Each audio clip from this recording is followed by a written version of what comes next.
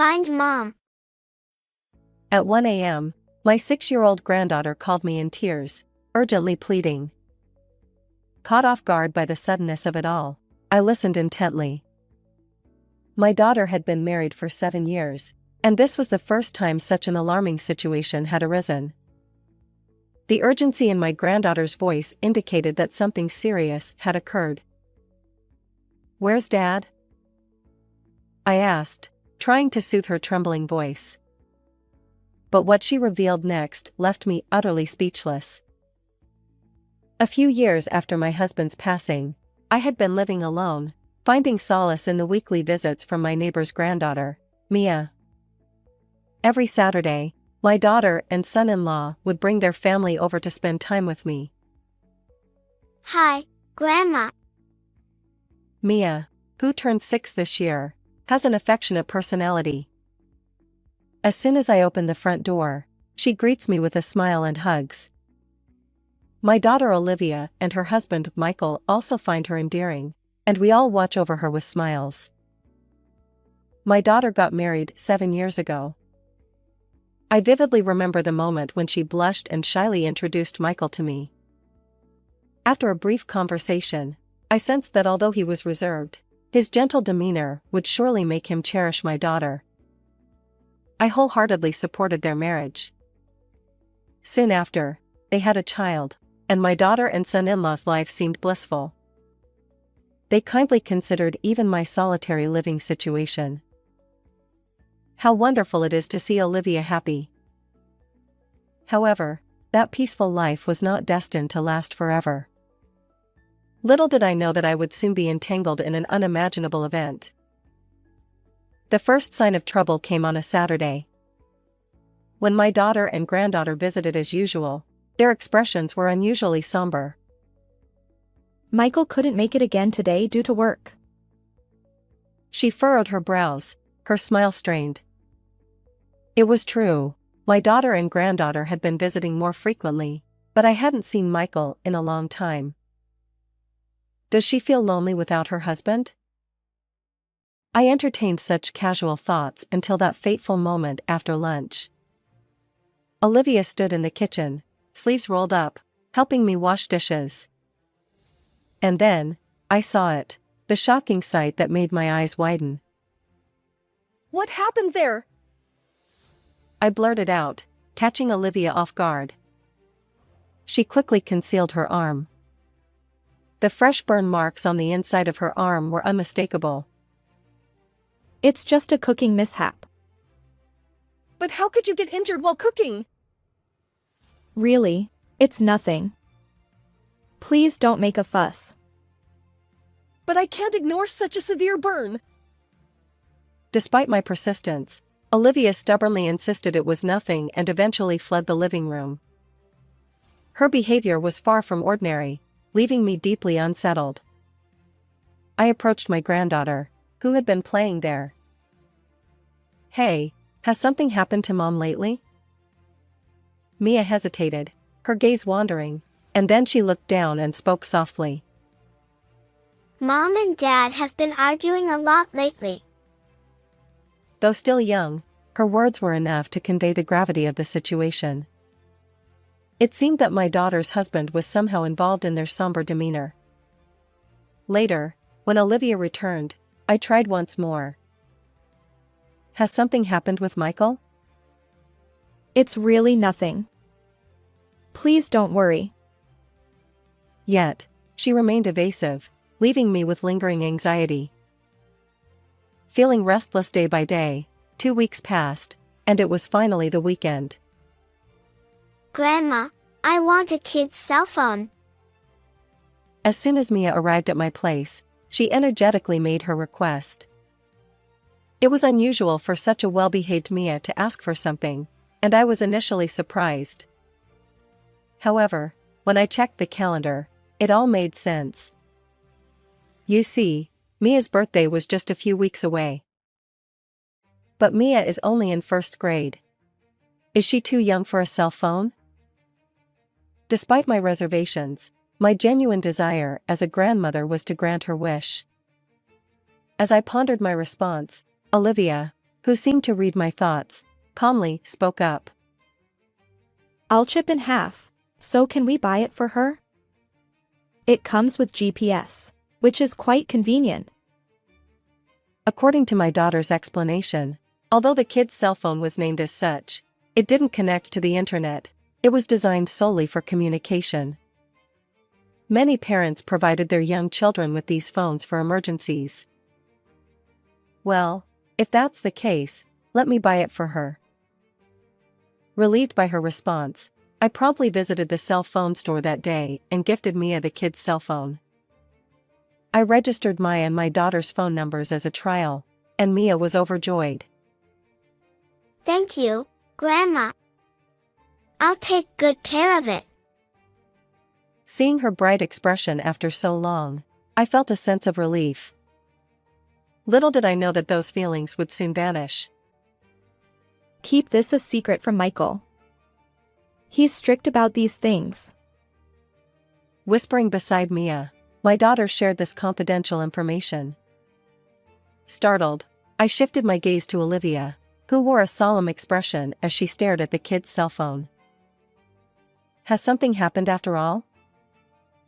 I couldn't help but ask, given her intense demeanor. However, my daughter remained evasive, shaking her head weakly. No. Mom doesn't need to worry. Everything's fine. Her resolute refusal to say more left me speechless. What on earth is happening in Olivia's family?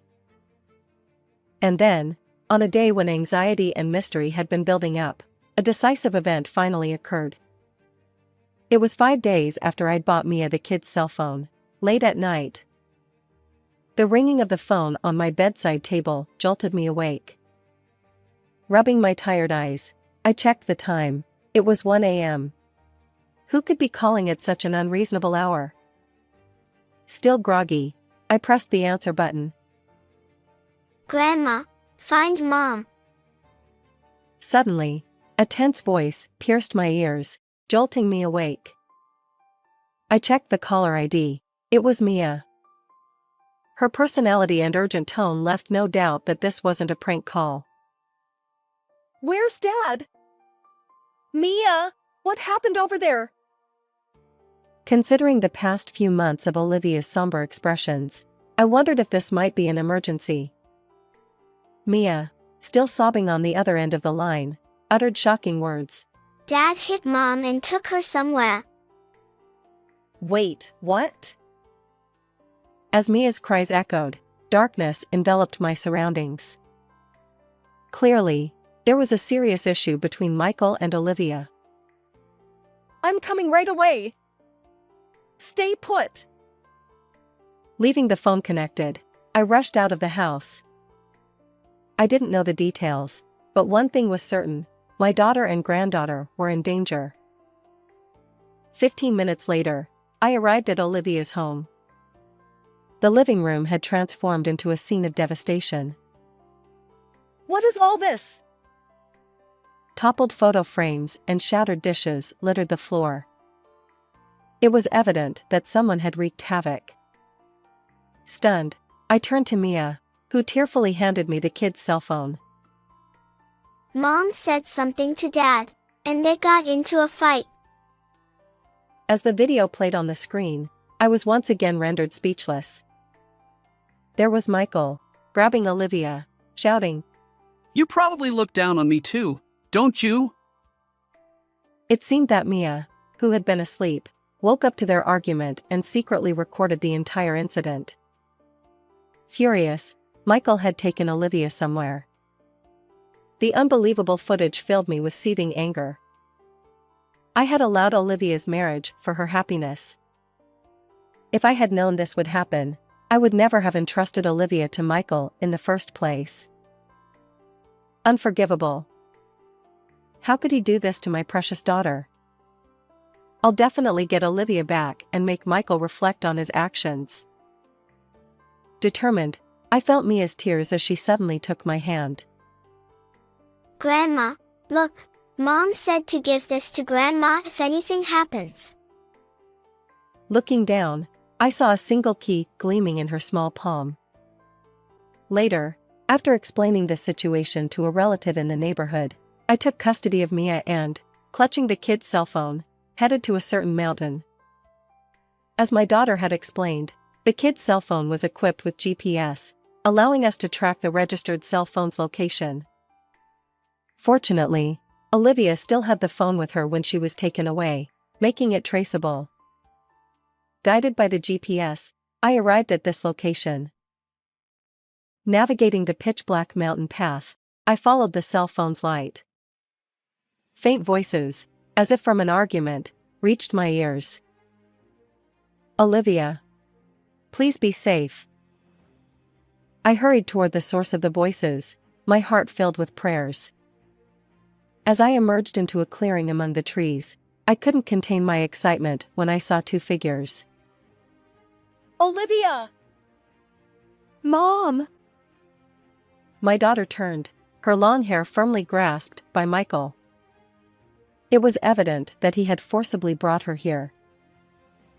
Wait! Why are you here? Clearly, he hadn't expected my arrival. Taking advantage of his surprise, Olivia pushed him with all her might. His grip loosened, and she sprinted straight toward me. But as I embraced her, my shock grew. Olivia's right cheek was swollen and red. Evidently, Michael had harmed her. My anger surged, and I stepped forward, glaring at him. How dare you treat a woman so horribly? Olivia's always mouthy. She's the problem. It's despicable to take your frustration out on her just because you lost your job. What? Why are you saying that? Facing a dumbfounded Michael, I recalled everything that had led me here. The key Mia had handed me earlier was from Olivia's desk drawer. When I opened it, I found a multitude of documents, with a handwritten letter placed on top. I'm sorry for keeping silent. Everything is documented here. The letter began with unbelievable revelations. According to Olivia, Michael's behavior had changed about 5 months ago. He returned home late, intoxicated, and spent weekends away. His demeanor had shifted, and he became increasingly aggressive. Initially, Olivia attributed it to work stress and tried to talk to him, but Michael's anger escalated, and he began physically hurting her. The burn on her arm was also inflicted by him.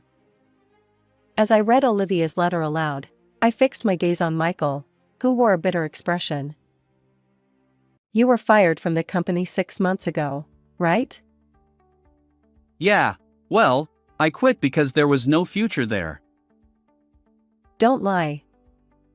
You embezzled company funds, and that's why you were let go." Michael stared at me, wide-eyed, shocked by my words. As it turns out, Olivia had noticed Michael's increasingly odd behavior and mustered the courage to call the company to inquire about his usual demeanor. There, she learned the truth. Michael had been fired, and the reason was shocking. The company had shown leniency, allowing him to return the embezzled $35,000 in full, which prevented any legal action. However, Michael took advantage of this situation, keeping the truth hidden from my daughter. However, burdened by substantial debt and with nowhere to turn for advice, he grew increasingly frustrated. Eventually, he began directing that stress toward Olivia. "Really, you should have consulted me from the beginning." As I gently touched my daughter's reddened cheek, she looked down, seemingly embarrassed, and tears welled up in her eyes. I'm sorry.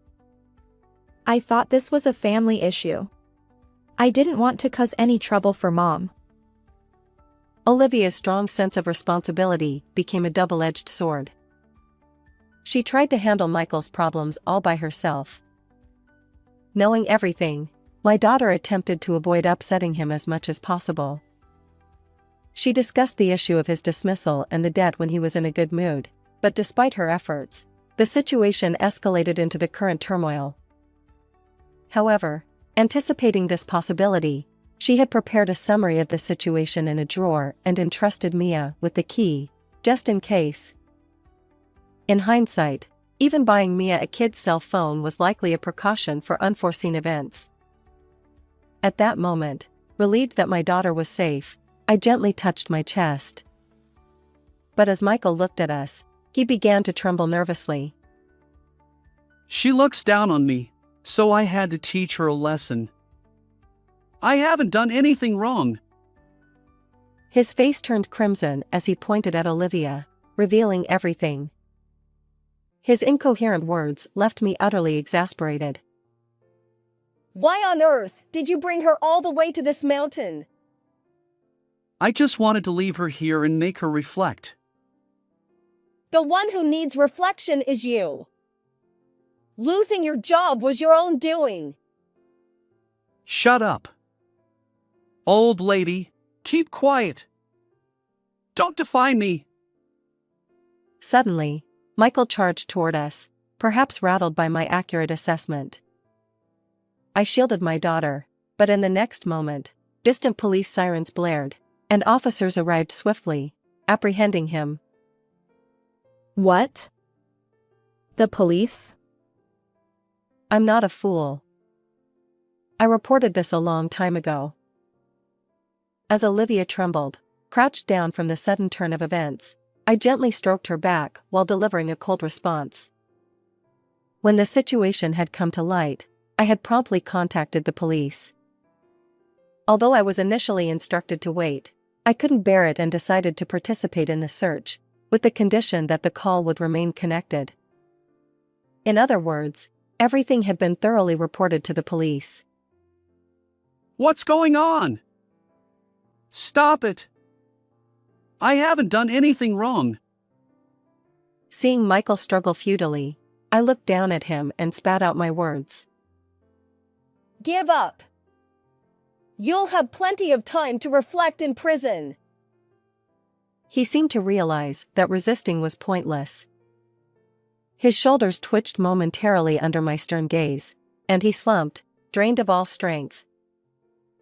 Subsequently, Michael was taken away by the police, arrested for assaulting my daughter.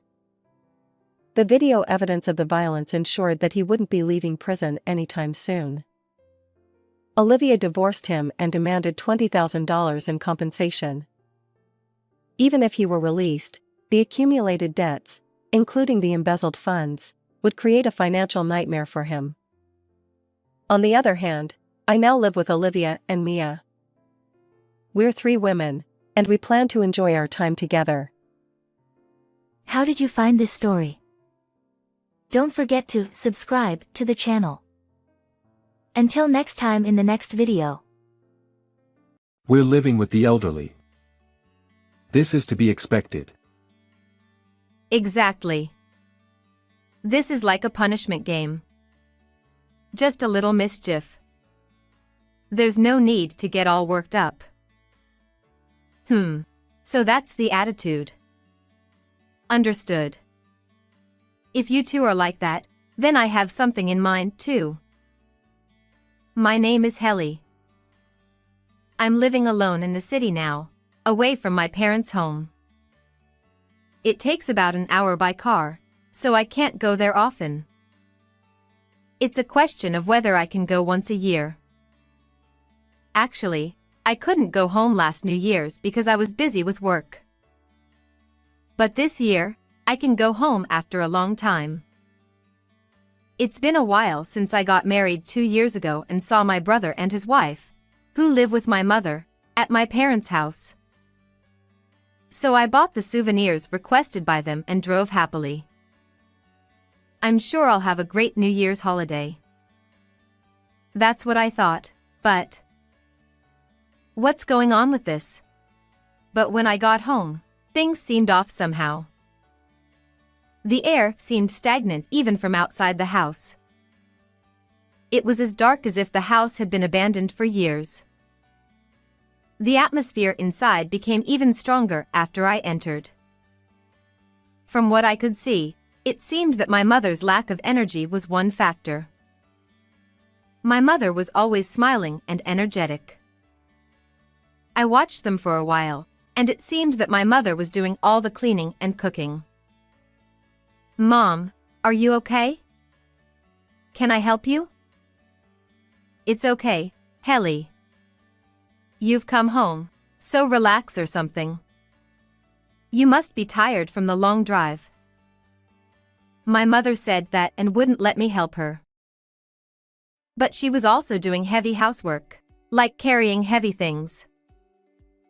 Yet, my brother Rick and sister-in-law Sadie ignored my mother. Even though my mother was working in front of them, they were playing games together.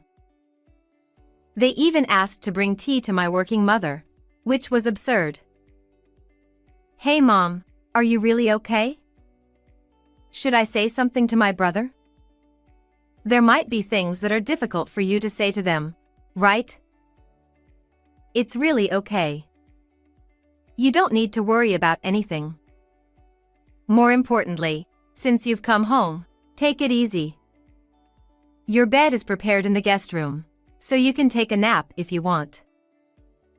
But even when I asked her quietly, my mother didn't say anything. So I thought there was nothing I could do. What surprised me was during dinner. In the living room, my mother's specialty dishes were lined up. Among them were many of my favorite dishes. Every single one brought back nostalgic flavors and lifted my spirits. Wow. Thank you. I'm happy because it's been a while since I had your home-cooked meals. But my mother wasn't in the living room. Surprisingly, my mother didn't come into the living room from the kitchen. Mom, what's wrong? Why don't you come over here? If there's anything else you need to prepare, I'll help you. I went to the kitchen to check, and there was my mother, eating while standing alone in the cold kitchen, without even a chair. Why aren't you coming over here, Mom? Why are you eating here? It's nothing, just the usual. Besides, I made a lot, so make sure you eat properly. I don't think my cooking skills have declined. My mother said that sadly. Yet in the living room, my brother and sister-in-law were eating without caring about my mother. They even chatted while watching TV. What's going on? Rick, Sadie. Why is Mom eating in the kitchen? Isn't that strange? Mom has her reasons. You wouldn't understand since you don't live with us. That's right. For example, when you get old, your knees hurt, so it's hard to sit in a chair. You wouldn't understand unless you lived together, but sometimes it's easier to stand. Sometimes it's harder to sit. That's what my brother and sister-in-law said. While I thought their attitude was strange, I couldn't say anything. Indeed, it had been 2 years since I last saw my mother. I hadn't been in touch much, so there might be some circumstances. So I backed down at that time. But as I watched carefully, my mother's behavior was indeed strange. To be precise, both my brother's family and my mother's behavior were strange. They didn't try to talk to my mother. They behaved as if my mother wasn't there. It even felt like my mother was only visible to me. But my brother and sister-in-law had only been married for 2 years. They had been living together since they got married, so they rarely had a chance to be alone. So maybe they were still in their honeymoon phase? Maybe they wanted to immerse themselves in their own world? It was possible to think that way. And normally, I wouldn't interfere with the frequency of their conversations since I didn't live with them. Thinking that, I went to bed that day with a somewhat uncomfortable feeling, but what surprised me was what happened afterward. It was when I suddenly wanted to go to the bathroom in the middle of the night and woke up. my mother was sleeping in the cold hallway in front of the entrance. She had many blankets on her, but today was an unusually cold day. Perhaps because a severe cold wave was hitting, my mother was shivering from the cold. "Mom. What's wrong? Why are you sleeping here?" "It's nothing, just the usual. You don't have to worry about me." "That's not okay." Even though we don't live together, I couldn't stay silent. I took my mother to the guest room where I was sleeping, saying that it was late at night. And the two of us slept in a warm room. And the next morning, I immediately asked my brother and sister-in-law about what happened yesterday. "Why don't you talk to Mom? Make Mom do all the housework. And why is Mom eating while standing in the kitchen and sleeping in the hallway?" But even though I was angry, my brother just smirked. Instead, my sister-in-law said something outrageous. "Well, because she always causes trouble. It's punishment, right?" Right. "Punishment? What do you mean?" "There's punishment when you accumulate points for causing trouble. Eating in the kitchen with 5 points, doing housework alone with 10 points, and sleeping in the hallway with 20 points. She has accumulated 200 points, so she just needs to endure a few more days." "What do you mean? Isn't that too much? And what do you mean by causing trouble?" When I asked in a hurry, my sister-in-law answered casually. "Well, for example, the taste of the food isn't to our liking. This is the worst for us who both work. It's really disappointing to come home looking forward to a meal and find it not delicious." "Huh?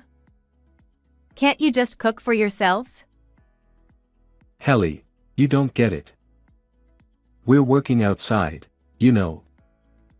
Cooking is tough. "That's right, Helly. Since your mother doesn't work, she should do the cooking. It's annoying to have someone at home who isn't productive." Yeah, that's right. It's a good status to be at home alone while we're working, right? "Brother, isn't that a rude way to say it?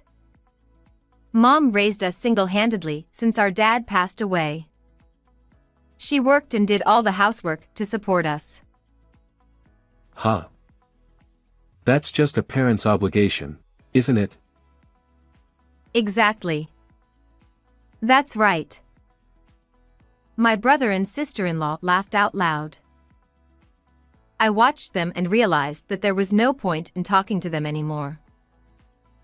So I said this. "Oh, that's how it is. Understood. Then I'll fulfill my duty as a daughter too." With that, I packed my mother's belongings without waiting for their response. My mother's belongings were much fewer than when I last saw them 2 years ago, and that alone made me feel sad. But I held back my tears, packed up, and put my apologetic mother in my car.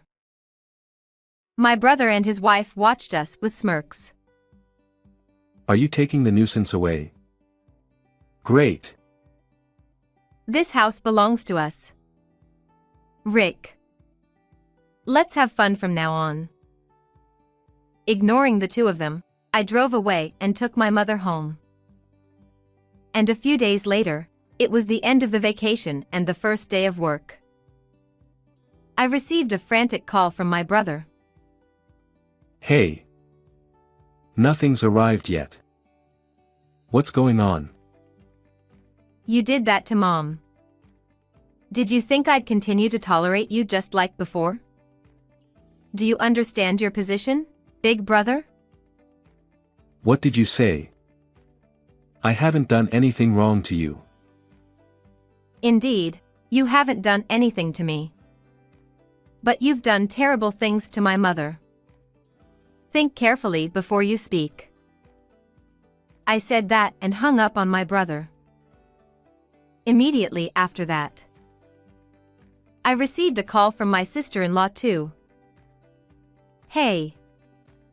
I just checked my email. What do you mean by cutting ties with us? Explain. Explain? Yes. What does it mean to cut ties with us? Well, cutting ties means ending the relationship. Sister-in-law, how many years have you been in the workforce? Don't you understand such a simple meaning? Are you okay? What? That's not what I meant. Don't make fun of me. Why should our company be cut off? Are you serious about that? If so, I am worried if you are okay as a human being rather than as a working adult. Do you remember what happened a few days ago? After saying that, I hung up on my sister-in-law too. Actually, I'm currently working for a major corporation. My brother is one of the freelance writers occasionally commissioned by the company. As much as he's my brother, there are plenty of other writers to replace him. And my sister-in-law is the daughter of a subcontractor company's president, which our department deals with. Honestly, cutting ties with them was easy. After handling their calls, I took a deep breath to calm down a bit. Then, I sent them both the same message simultaneously. You both have done terrible things to my mother. So I will fight to protect my mother as her daughter. Also, my mother's enemies are my enemies. I won't show any mercy. Besides, the reason you two met in the first place was because my brother saw the president's daughter who came to our company for work. My brother was just here to get work from me. Despite such a background, how can you think it's okay to be so disrespectful? I don't want to say this, but I tried to accommodate your relationship from the beginning of your meeting. But that ends today. They must have seen the message immediately and hurriedly replied. I haven't forgotten. That's why I have been nicer to you as my little sister than anyone. I even cleaned the guest room for New Year's. You think I can trust Mom with that? That's right. I even prepared your favorite dishes for you. Have you forgotten that favor? After reading their messages, I replied to them again. You can't trust Mom? You prepared? Who do you think you are to my mother, who raised us with care? You're both pathetic. Feel the shame. In the end, I stopped giving work to my brother.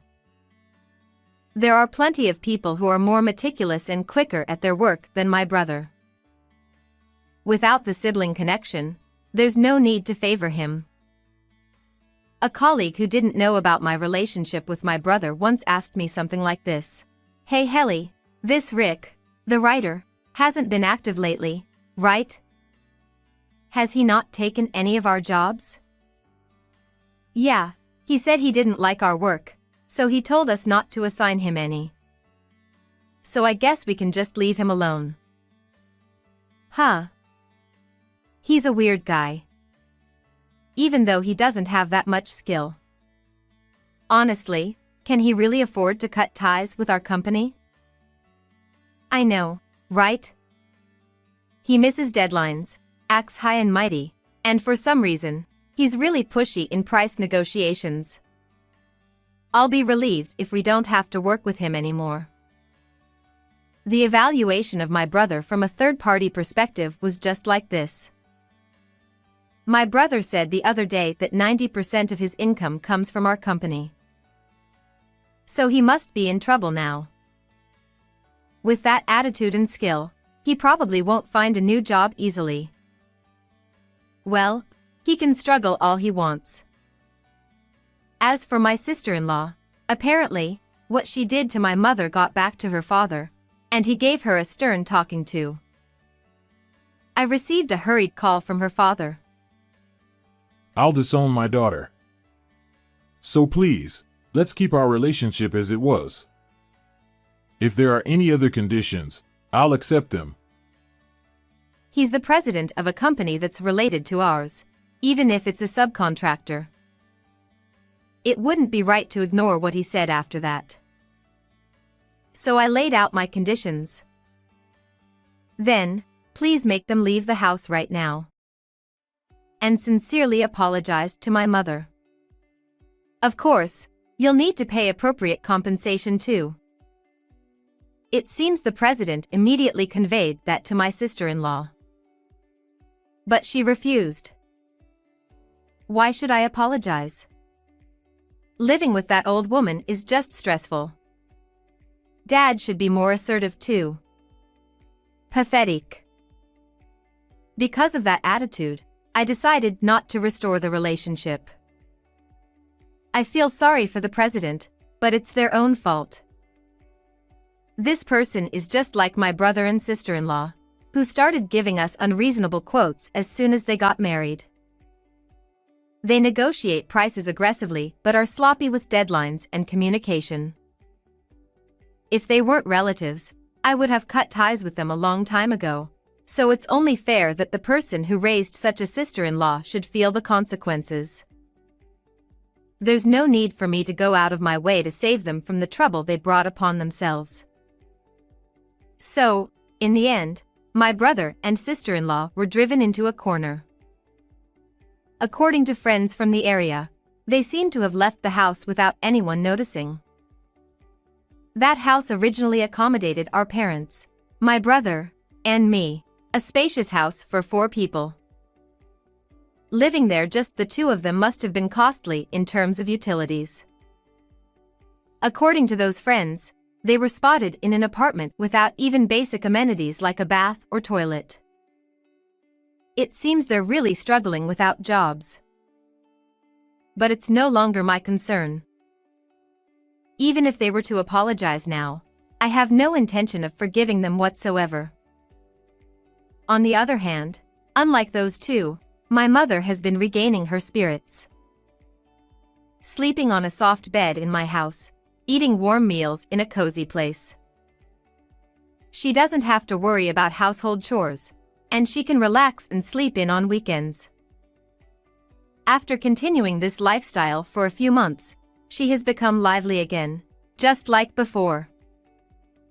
Back then, I was also being foolish. I thought your brothers were right, and I believed I was useless, so I thought I had to obey. Thank you for saving me, Helly.